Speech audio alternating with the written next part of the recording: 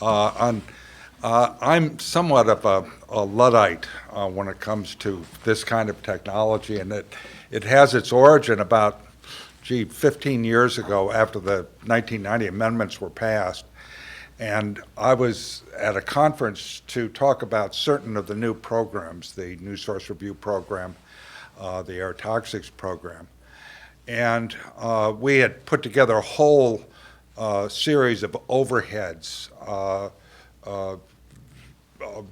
of the programs. And I went up to my room after lunch and divided the overheads into two piles, the ones I was going to use and the ones that I wasn't going to use. And I had, notes on handwritten copies of the overheads, and I brought them down, and it's about 2 o'clock in the afternoon, and this is kind of heavy stuff for people at that time after lunch. And I gave the overheads to the staff guy that was offered to put them and change them. And the first overhead came up, and I realized that I'd taken the wrong pile of overheads. And the interesting thing about it was, I just went into my speech, and about every 3 minutes, I'd say, new overhead, please. And there was not any real appreciation for the fact that there was no relationship between what was up on the screen and what I was saying, which said a lot more about what I was saying than what was up on that screen. I'm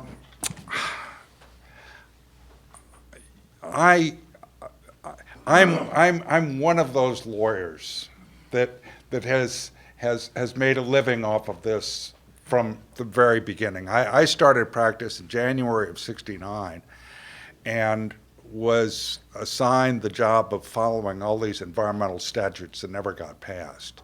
And of course, in '69, the National Environmental Policy Act got passed, the Water Quality Improvement Act, and then the Clean Air Act amendments of 1970. And in that way, I became almost an instant expert in a whole new area of the law. The heart of the modern Clean Air Act, of course, is the National Ambient Air Quality Standards. And in my practice, I've represented the utility air regulatory group since 1977, and represented individual companies in EPA rulemakings prior to that. So I've had experience in just about every major stationary source rulemaking that EPA has undertaken, and involvement, not necessarily at the depth of some of my things, in virtually all of the ambient standards rulemakings. What I wanted to do, and was told to do today, was to basically just summarize the statutory and scheme that you're going to be talking about for the next several days. And some of the issues, at least that I see, legal issues that are raised by the kind of problems that we just heard about with the ambient standard program and changes to the ambient standards. As you all know, National Ambient Air Quality Standards, the process begins with a listing of a pollutant. And the pollutants that are listed, and I'm going to say something about the original act later versus where the act is today, but pollutants are listed based on whether or not they pose an endangerment to the public health and welfare. Once listed, a pollutant, EPA has to establish air quality criteria, and those criteria reflect the latest scientific knowledge, and it indicates the kind and extent of all identifiable effects on the public health and welfare. And then after the criteria and simultaneous with the criteria being set, the agency is required to adopt national ambient air quality standards. And those standards, for the primary standards, they must be requisite to protect the public health with an adequate margin of safety. That term, requisite to protect, was given content by the Supreme Court in the so-called ATA case, where the D.C. Circuit had said essentially there's no standard governing the stringency to which the standards may be made by the agency.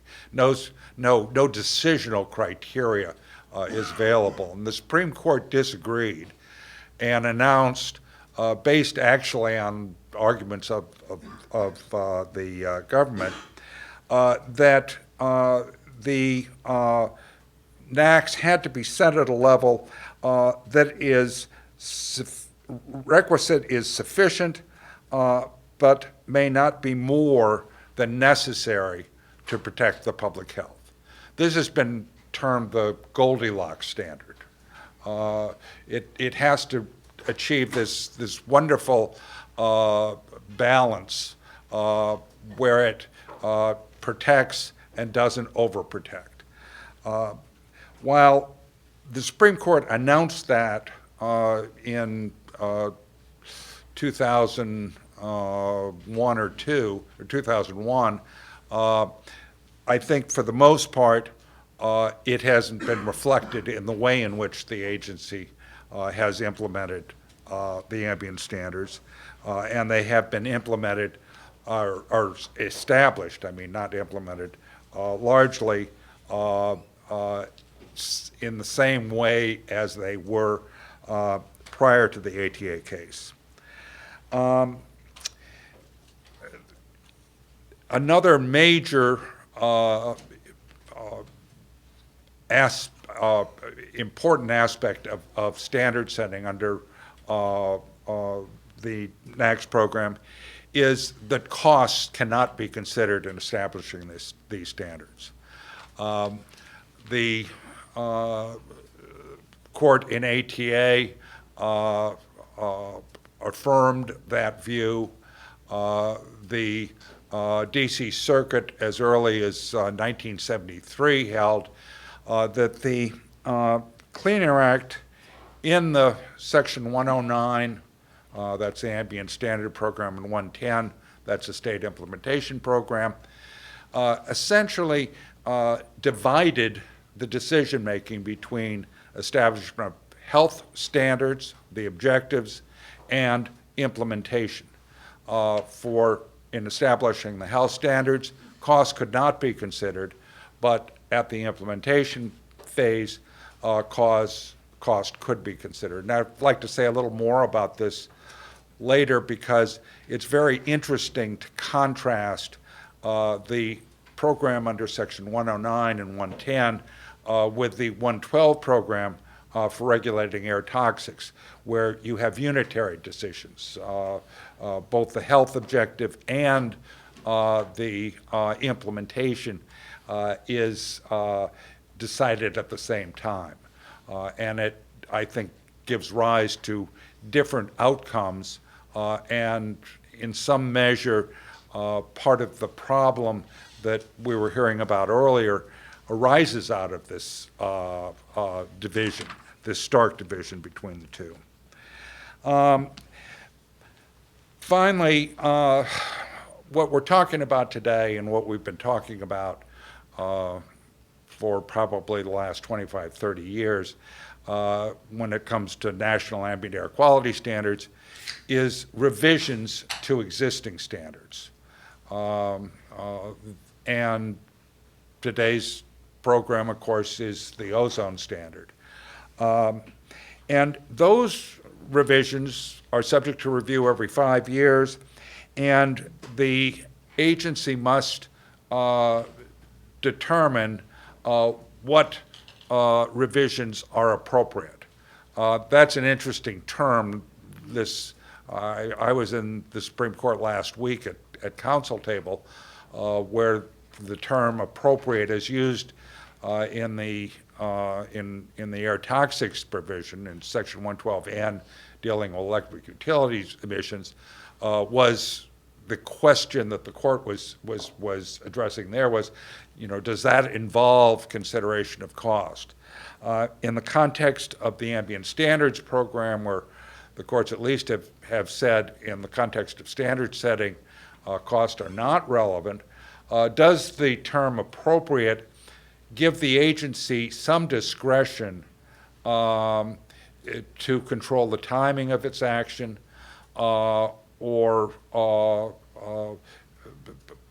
affect the content of the revision that it might not have when originally setting standards.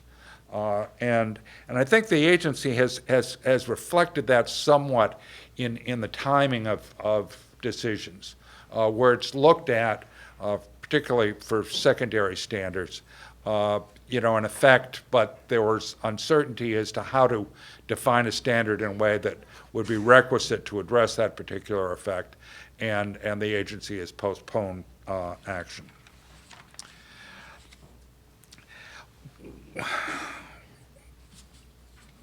What you see in the case law and what you see in EPA's decisions making in revising standards is a discussion of the distinction between scientific judgment and policy judgment. Should have mentioned one of the important aspects of EPA National Ambient Air Quality Standard setting is CASAC, the Clean Air Act Science Advisory Committee. CASAC reviews the standards EPA is proposing to revise, makes recommendations to EPA, and under the Clean Air Act, EPA is under an obligation to respond to those recommendations. When the recommendation is related to a scientific question, the agency has a heightened duty of response. Where it's a policy matter, the agency has the primary responsibility for making those kinds of judgments. Quite frankly, I find all of this metaphysical. It is lots and lots of words signifying largely nothing. Because what you see is, and you see this, in the ambient standard setting recently and before, largely a recitation of a number of factors, including uncertainty, all with the conclusion that, here's where we're going to go. And quite frankly, I have never been able to, it's like reading a book and not having a clue as to how it's going to end. And I don't get any clue from most of what I read when EPA is establishing a standard where they're going to end. They could pick any number. The dartboard might be more honest way of selecting a particular level. And that isn't to say that the standard shouldn't be revised, or maybe but as far as where the standard is set, it's very difficult to find any kind of clear principle that's governing those decisions.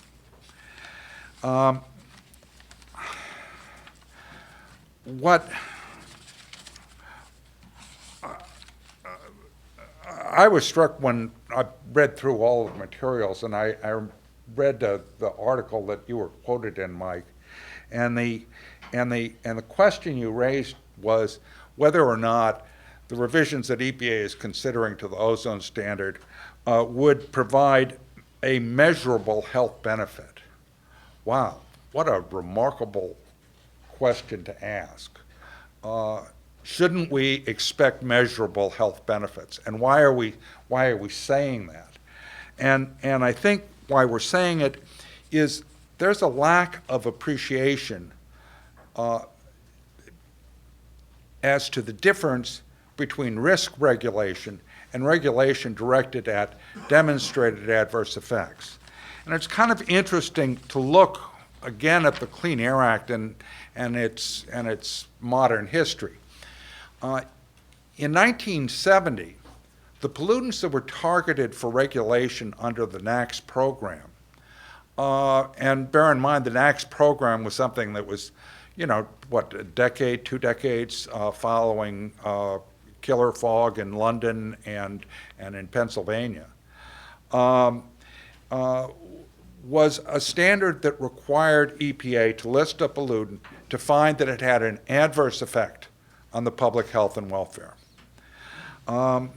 That was in contrast to Section 211, for example, dealing with additives to gasoline, where the test, endangerment, was a risk-based test.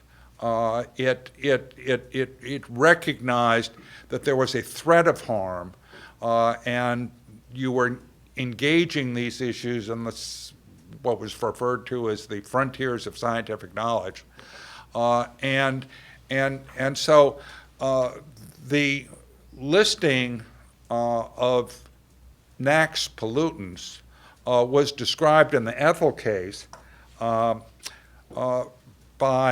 the DC Circuit as requiring proof of demonstrable harm, that it was not precautionary.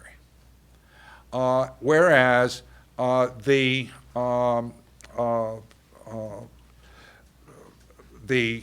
endangerment finding, which you found in 211, you also find it in 111 dealing with listing of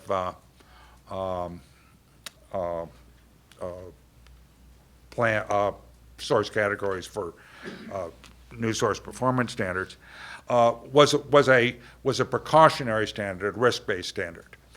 In 77, the Act was amended to basically establish endangerment as the threshold test throughout the Act, including Section 107.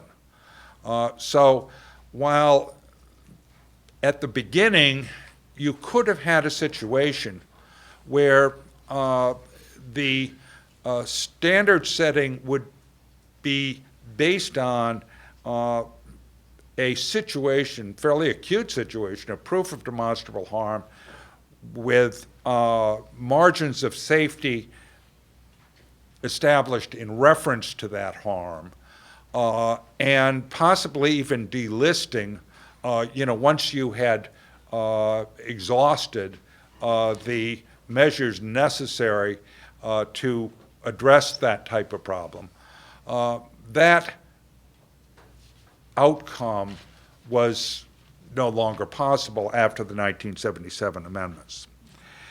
One of the things that concerns me in reading the case law and reading EPA's preambles is that there is a suggestion that what you're dealing with is standards that are truly addressing demonstrated harm, as opposed to standards that are making risk management judgments.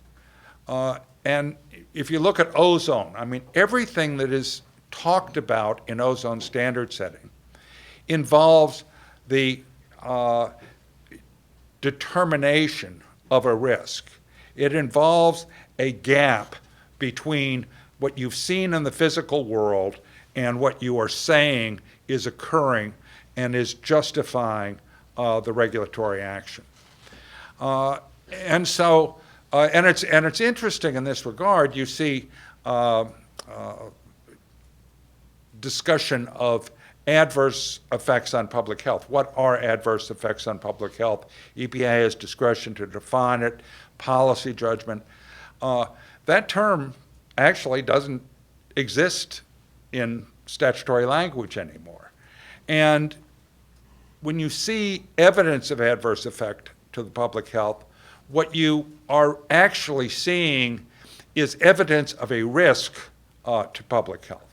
Now, why is this important? Well, I think it's terribly important because of the fact that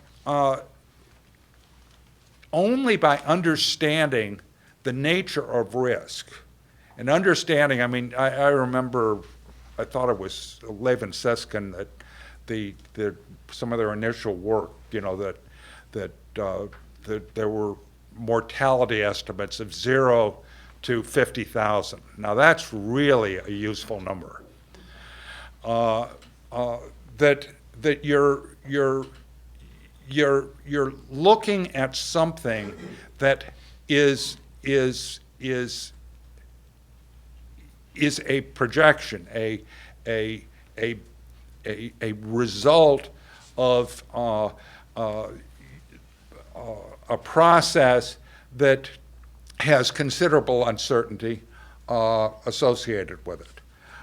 And so, you know, when I look at, you know, take a hypothetical, and lawyers love hypotheticals because we get to make up the facts. Assume 500,000 people go through their windshields every year, and there are no seatbelts and no airbags. Well, in that world, you could generate all sorts of risk numbers for, you know, death by going through your windshield. And if you then, as a regulatory response, require the installation of airbags and seatbelts, that number goes down to, you know, something close to 0. That health benefit is different from the kinds of health benefits that I believe we're talking about here. It's different both in terms of the uncertainty, it's different in terms of the magnitude. And what all of this means is, while we can't, in the context of the ambient standards, consider cost in the standard setting process, what at least Justice Breyer, in a concurrence in the Supreme Court case that dealt with you know, announced the so-called Goldilocks standard and said cost can't be considered, Justice Breyer emphasized that health effects and health benefits can be put in context. And I think that's one of the real challenges here, is to put these things in context, because, you know, it comes back to you know, Mike's quote from the article. You know, are we getting measurable health benefits as a result of what we're talking about here? The other thing that's interesting is, if we look at the NAAQS program and the NAAQS program, as I mentioned earlier, the NAAQS program separates the health standard setting from the implementation. So for implementation, what you have is, of course, state implementation plans. State implementation plans require the states to designate areas, attainment or non-attainment. But even at the same time that those areas are being designated attainment or non-attainment, the states are required to come up with implementation plans that address issues like interstate transport. And this is one of the more interesting things that's happened since, you know, around, well, 1999, the NAAQS SIP call. What we see happening with new ambient standards is that EPA actually gets a jump on all the states in making very, very, very significant control decisions. in the NAAQS call and the transport rule, the most recent one in CARE, you have the agency, before non-attainment plans are coming in, establishing for states in these multi-state regions, and these have been basically in the east to Texas, Nebraska, Kansas, to the west, cost-effective controls to address the estimated contribution to other states. So EPA is out ahead of the states, and a program that was supposedly one that the states had primary responsibility for implementation. EPA has done a very effective job of preempting that, and that becomes very important for any new ambient standard, because the way in which EPA is implementing these requirements, EPA may well continue to have the first word. But then once you get into the non-attainment provisions, of course, the Act calls for classifying areas based on the severity of the non-attainment. And that means that what you are doing is you are doing two things. One, the more severe areas have more time to comply, and the more severe areas have more stringent levels of control. All levels, all classifications contemplate that sources will be able to continue to operate, but they are able to continue to operate with ever more stringent, ever more costly controls. And obviously at some point, controls can become so costly that they no longer are economic to render the facility uneconomic. But these programs have the consequence of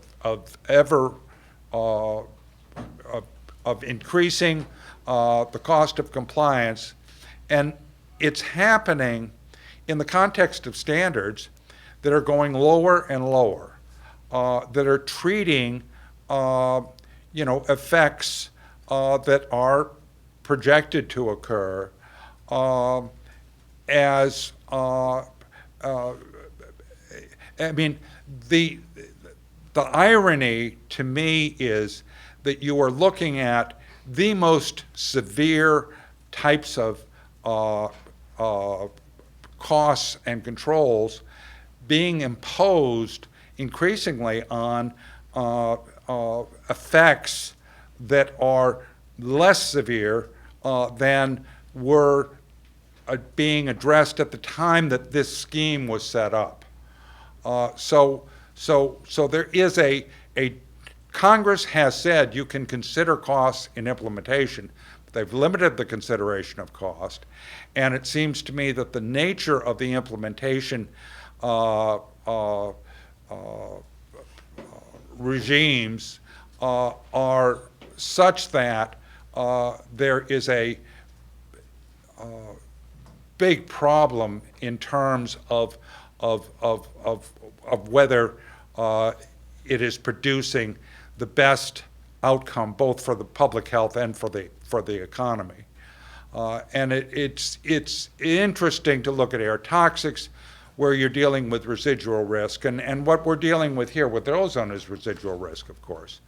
And with air toxics, with residual risk of carcinogens, the agency recognizes that a risk of 1 in 10,000 is unacceptable. A risk of 1 in a million is so small as to be beyond consideration of regulatory response. But then where the regulation lies will be somewhere in between, and the agency will consider all the factors. That can't happen under the Clean Air Act, and one of the difficult areas which was mentioned earlier is the area of background. And with background, you have the potential that you are looking at an ambient standard that may do nothing to protect the public health. And that isn't the purpose of these ambient standards. Their sole purpose is to bring about changes in air quality through imposition of requirements that can lead to reductions in man-made emissions.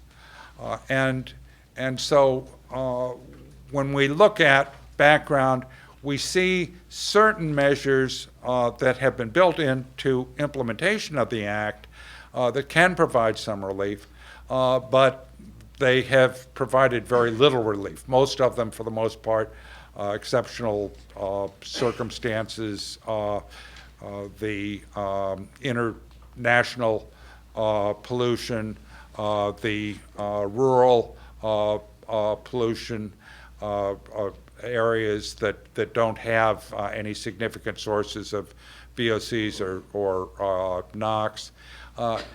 They have provided very little relief to the problems associated with pollution that simply can't be addressed as a regulatory matter. And one of the things that one would hope could be done is look at that issue, the issue of background, for example, and see the degree to which at least elements of the problem can be built into the standards, either through number of exceedances or some other mechanism. And then look at what more might be done at the implementation level. But part of the problem with the implementation is that you can do certain things as far as reclassification and other things, but you still will be facing some fairly onerous requirements and new source permitting and other things where the the standard itself will be still exceeded, and you cannot have the area reclassified to attainment. Those are a few of my thoughts, and now that you know that the process of setting ambient standards is an objective, simple one, that the answer just leaps out at you, I'll stop.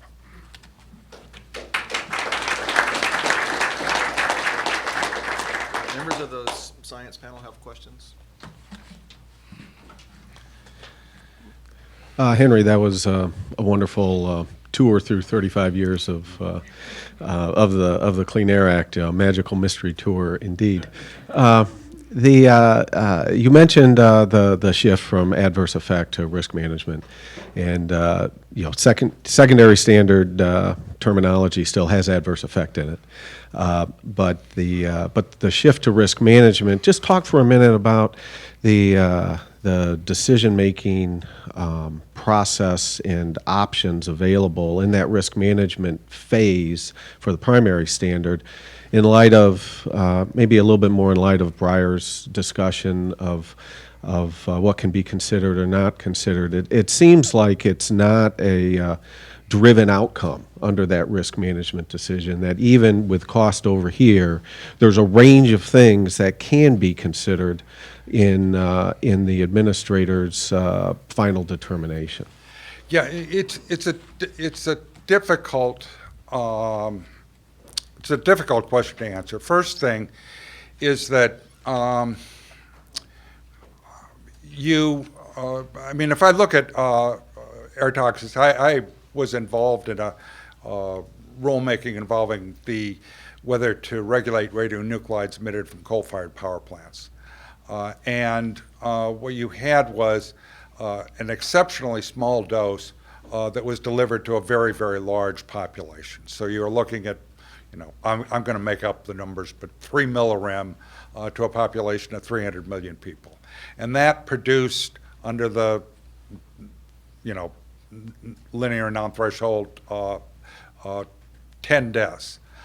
One of the things we did there was we had a consultant that basically said, what would it, 10 deaths sounds terrible. I mean, deaths always sound terrible. What would it mean what would you have to do to prove this? And basically what he came up with was what you need is two worlds. One without radiation, the other with 5 millirems of radiation. Both of them having the same identical population, and study them for 20 million years, and you could establish whether or not there would be that increased number of cancer deaths. You can do it by, the problem is you get dangerously close to considering costs. I mean, you have case law involving Houston, which says that you're not allowed to consider the implementation consequences to the public health.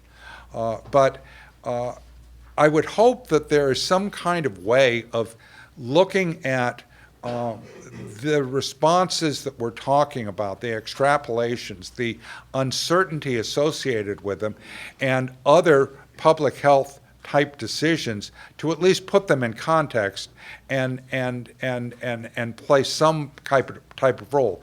Remember, Breyer, while talking about putting them in context, also agreed that you couldn't consider costs. So I think from the standpoint of risk management, you have a flawed model with the NAAQS program by separating these two. But you know, that's what we got, and so we've got to figure out how to live with it. Bob Phelan, I'm on the science panel from UC Irvine. Two items. One might be simple. A few years ago when I indicated to EPA that California would be in real trouble, the direction they were going, they said, oh, don't worry, you can ask for waivers and not have to implement the standards. Is that true, or was that just putting me aside?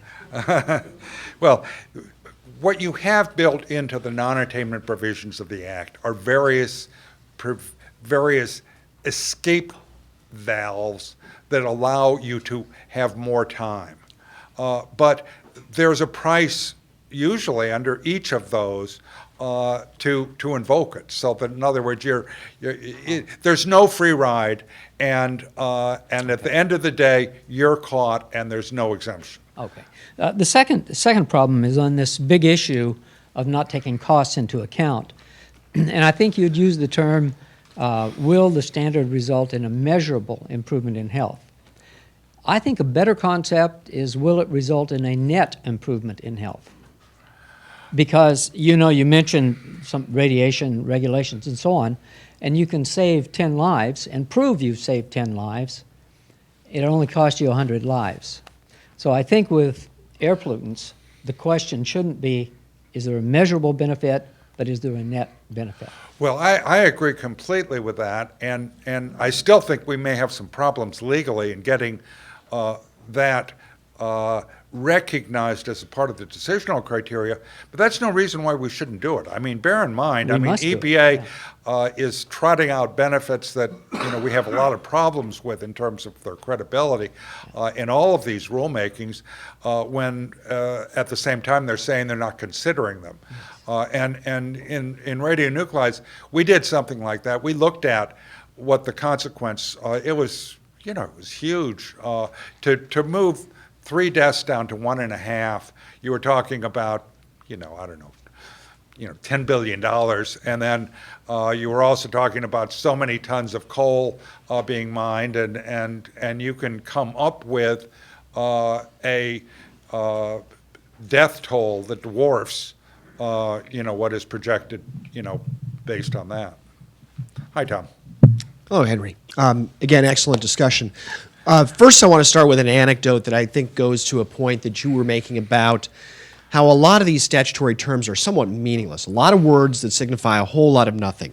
For those of you who don't know me, and Henry does, and Chuck does, and others do, I was in charge of the defense of all of EPA's rules for pretty much of the last decade, including most of these NAAQS cases. I started with American Trucking Association way back when. The anecdote I want to tell you about is the Mississippi versus EPA case, which had to do with the 2008 Ozone NAAQS. That was adopted as the Bush administration was sort of heading out the door and the Obama administration was coming in. That standard was set at 75 parts per billion, despite the recommendation of CASAC that it be set actually somewhat lower, between 60 and 70, notably the same range that we're talking about today with the new revisions.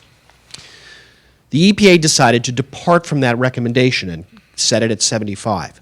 They are permitted to do so by statute as long as they explain themselves. Upon entering office, one of the first things that Lisa Jackson did at EPA was announce that this standard was legally indefensible. And the administration set course to revise that standard and lower it probably to about 70 parts per billion, precisely the number that we seem to be looking at for this new standard. Because of the 2012 elections, however, and the economy, the state of the economy, a decision was made to abandon that revision effort, which resulted in us, when I say us, I'm talking about me when I used to be at DOJ, having to defend that 2008 standard of 75 parts per billion, notwithstanding that the administrator had announced publicly and testified before Congress that it was indefensible. What was the outcome of that case? The standard was upheld, 75 parts per billion. There is a lot of deference and a lot of discretion that the administrator has to move, no matter what CASAC has recommended. That discretion continues today. So that's the anecdote. There is a lot of room. One isn't necessarily driven towards the low end of the range. One isn't even necessarily driven to being within the range, but there are policy considerations as well. This is why the statutory words mean really kind of a lot of nothing. This is driven by policy and judgment.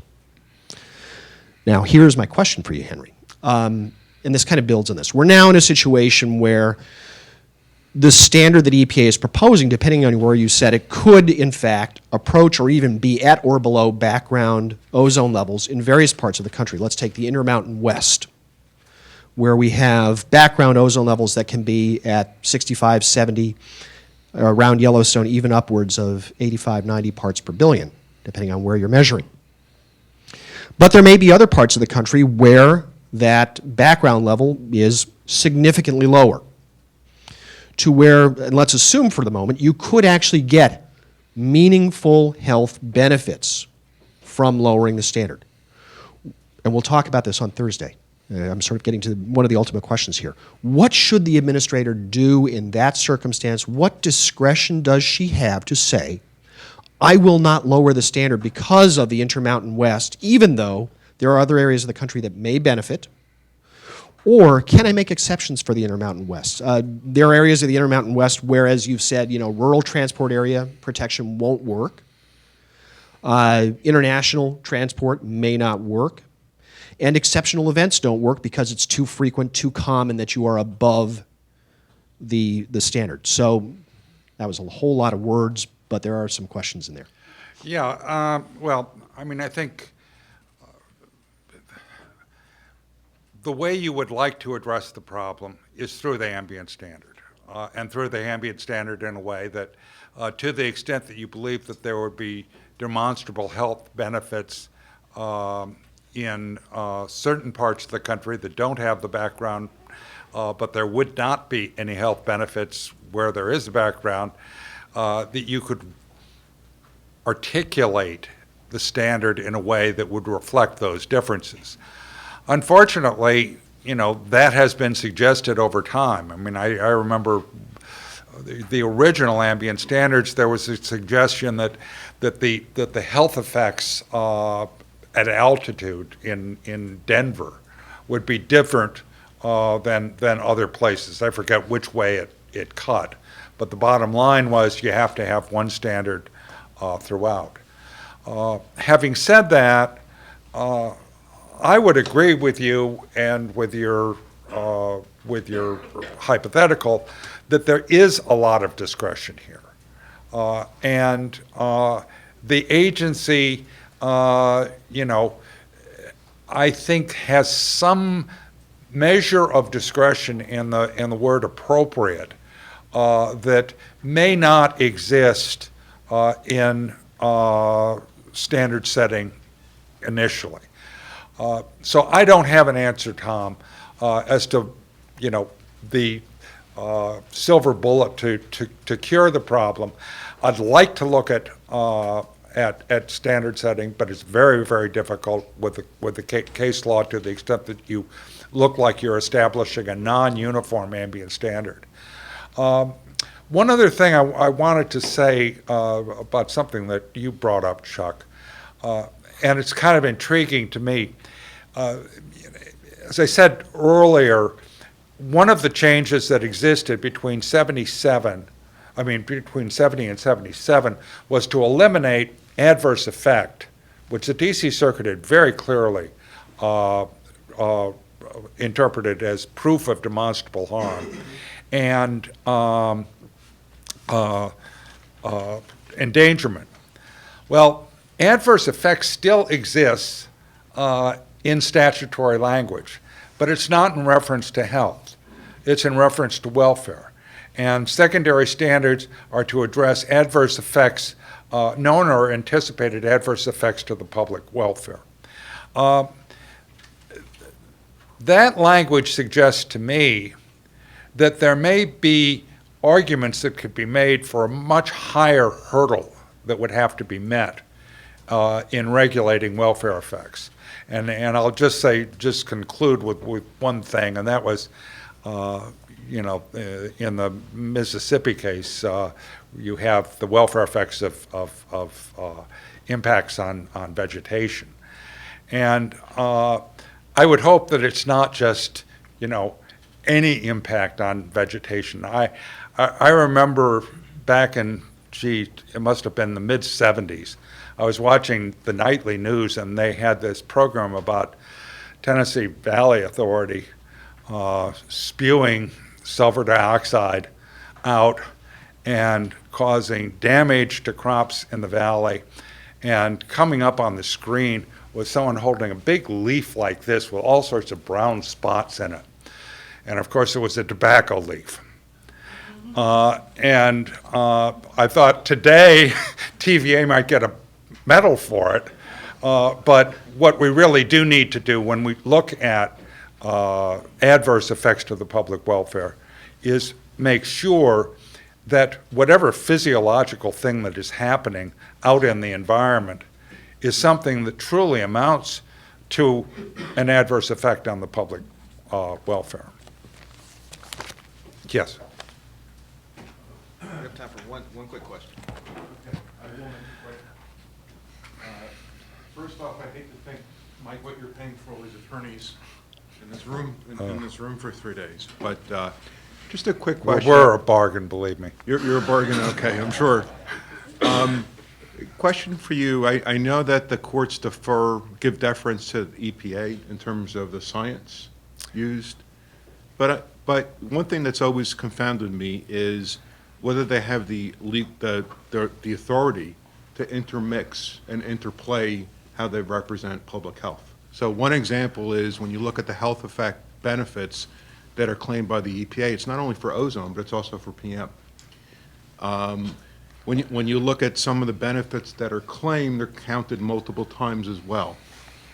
I know part of this is science and part of it is law, but you know, if there's a NAAQS that specifically says ozone, I'm wondering whether EPA truly has the legal authority to do some of the things that I mentioned, and I'm sure there are others. Yeah, let me just say, this came up in the Supreme Court argument that I attended last week, and the Chief Justice made this point, because in the so-called MATS rule, that's the utility or toxics rule, the actual cost benefit of mercury regulation was something like, I forget, I'll make up numbers, but 9 billion versus 6 million.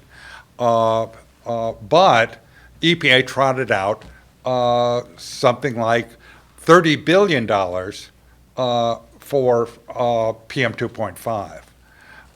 And the government got a lot of questions on that. And of course, what EPA does when they do that is they're not basing their decision on it. It's a PR thing. And there would be lots of things that you could say about the inappropriateness of them relying on PM 2.5 to justify a mercury rule. And by the way, the PM 2.5 benefit comes from regulating an acid gas that doesn't have any health effect. But this is used by the agency for the most part as a way of selling what they're doing to the public. And for that reason, I mean, industry, the states should not shy away from talking about the costs of these ambient standards and from showing what kinds of decisions are being made in the public health field that would bring into question the kind of changes that they're making to address the kind of effects that they're addressing, whether or not it's legally relevant. Because at the end of the day, the agency does have a lot of discretion. The agency can come down between here and here, and that public debate has many more broad issues than the legal proceedings might allow.